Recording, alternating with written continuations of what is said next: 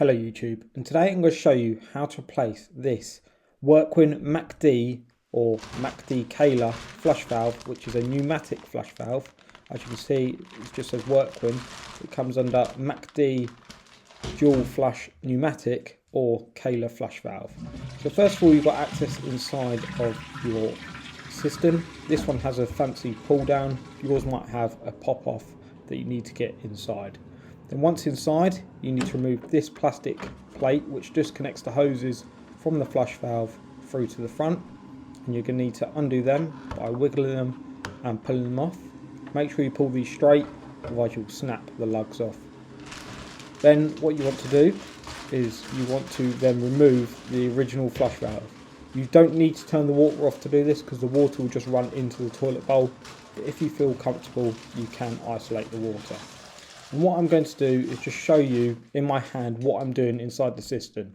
So there's the cradle part and there's these lugs here. So you've got to twist them anti-clockwise and they will pop off. It's quite tight like so, and that just locks back in. So that's what we've got to do inside the cistern. And because it's fixed already in with a rubber seal, it should just click anti-clockwise. So I've just clicked it out and lifted it up like so. Then you need to do it diagonally out of the cistern like so. There will be a bit of water on this, so do be careful. Just put that to one side. Then you want to get your brand new one, and there should be some yellow tape on the top. You need to remove this before installing this new flush valve. That's just for packaging when it's in transport. Then you're going to want to get your new one, and you want to go do this in reverse order.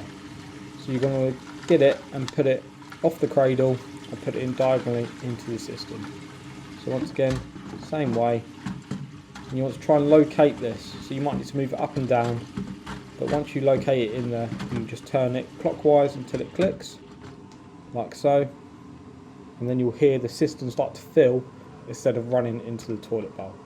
Let that fill all the way up till the flush is sealed and the fill valve stops running. You'll know this because you'll hear the water stop running, or you'll see the white arm of the fill valve lift up.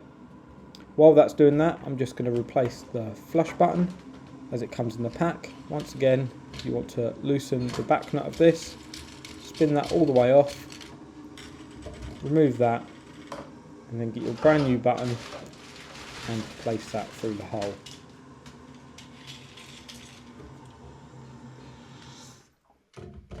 So once again, place that through the hole and then clockwise spin that all the way down, and then line up where you want it and lock it off with your fingers.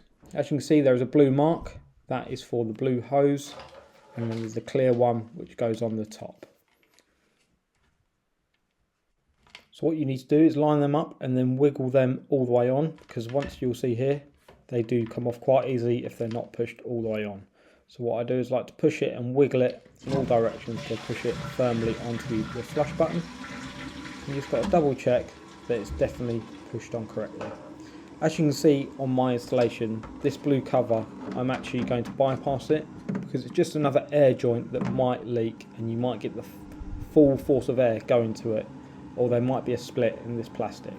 So I do like to bypass this. It's not a problem, you can go through it if you want, but this is just my preference. I like to just bypass that. So then I get a full tube of air all the way directly to the flush valve, and it just eliminates one more problem that might happen in the future. So as you can see, just push and wiggle them all the way on and all the way down. You can tuck the air valves inside. We don't need to return the water on because we didn't turn it off, but if you did, now's the time to turn the water back on. And then you can test the flush and make sure it's all working correctly. So as you can see, the big flush is a nice long flush. That's all 6 litres of water. You just want to give this lots of tests and make sure you don't have the same problem before when you started doing this. If the water does continue to run, then you do need to take the valve out and replace it back in and line it up correctly. As you can see, that's all working correctly. Just going to test the small flush, make sure that does a half flush, which is just not letting as much water into the bowl. So with the big flush completed, you can then test for the little flush, which is just the top button on its own, on the flush button. So you're just going to push that in, and there'll be a little bit of water. If this video has helped, please do give it a like and subscribe to the channel. There's plenty of videos on the channel, and I'll see you around soon.